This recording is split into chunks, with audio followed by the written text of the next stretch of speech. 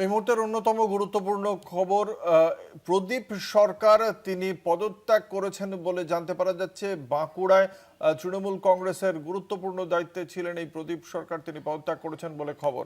আপনাদের জানিয়ে রাখি, খড়গপুরের সেই প্রদীপ সরকার দায়িত্ব ছেড়েছেন। তিনি ভারতীয় জনতা পার্টিতে যোগদান করবেন কিনা তা নিয়ে এই মুহূর্তে জল্পনা চলছে। ঘাসফুল শিবিরের সঙ্গে সম্পর্ক ছিন্ন করলেন খড়গপুর সদরের প্রাক্তন বিধায়ক তথা কাউন্সিলর প্রদীপ সরকার। মঙ্গলবারই তাকে জেলা সম্পাদকের দায়িত্ব দিয়েছিল তৃণমূল নেতৃত্ব। 24 ঘন্টার মধ্যেই দল ছাড়লেন। জেলা রাজনীতিতে খুব স্বাভাবিকভাবেই এটা একটা বড় রকমের ধাক্কা।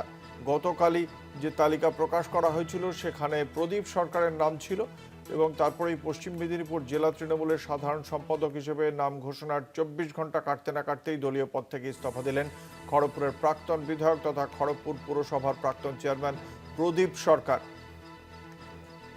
স্বাভাবিকভাবেই জেলার রাজনৈতিক মহলে এই বিষয়টি নিয়ে জল্পনা চলছে।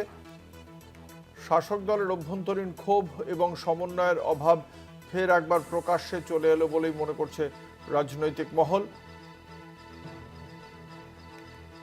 নতুন সাংগঠনিক কমিটি ঘোষণা করা হয়েছিল কালকেই এবং সেখানেই প্রদীপ সরকারকে পশ্চিম মেদিনীপুর জেলা সাধারণ সম্পাদকের দায়িত্ব দেওয়া হয়েছিল।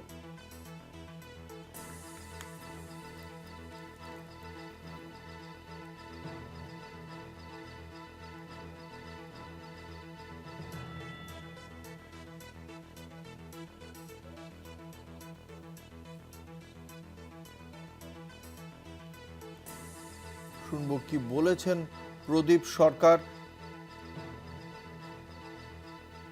আমাকে দলের একটা পদ দেওয়া হয়েছে, সেটা আমার সাথে আলোচনা করে হয়নি এবং আমি জানতে পারি। দ্বিতীয় কথা হচ্ছে কি, বর্তমানে আমি খড়গপুর শহরের উন্নয়ন চেয়েছি। দীর্ঘদিন আমি যখন চেয়ারম্যান ছিলাম মানুষের জন্য কাজ করেছি।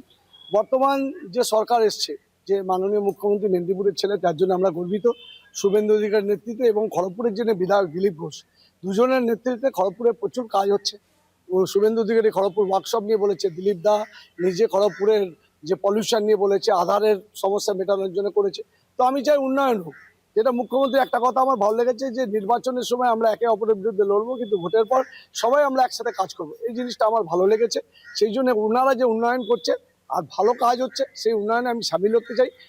আমার একজন খড়গপুরের নাগরিক হিসাবে এই উন্নয়নের পাশে থাকা চাই, এটা বিরোধিতা করা উচিত না। সেই জন্য আমি তৃণমূল কংগ্রেসের সর্বোচ্চ পদ থেকে আজকে মনে করলাম পদত্যাগ করা উচিত।